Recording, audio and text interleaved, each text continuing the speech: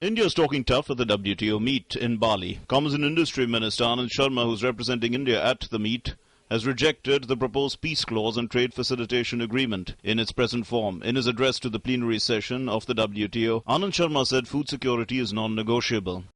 For India, food security is non-negotiable. Need of public stockholding of food grains to ensure food security must be respected. Dated WTO rules need to be corrected. The due restraint provision in its current form cannot be accepted. India's stand and talked about the importance of food security. Meanwhile, New Delhi also offered to raise tariff lines for duty-free imports from least developing countries. India has for the past 5 years continuously given duty-free, market-free access to the LDCs.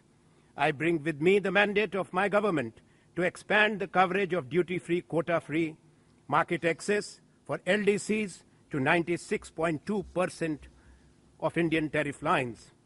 Michael Frommman, trade representative of the US, called on all member countries to be flexible in negotiation. By definition, no country has gotten everything it wanted. This package is certainly not all that we hoped to get out of a multilateral trade negotiation, but we respect the process that brought us to this point. The United States has negotiated hard, but we've also been flexible. We've made our fair share of compromises, and we stand by everything we agreed to with others.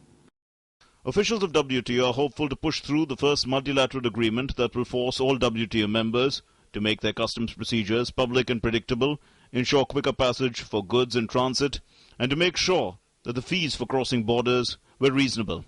But developing countries under the G33 banner want food security to be included in the final agreement, and this could trip the talks. If the deal fails, the WTO may see its role as a global custodian of the world's trade rules being eroded by regional trade agreements now being negotiated.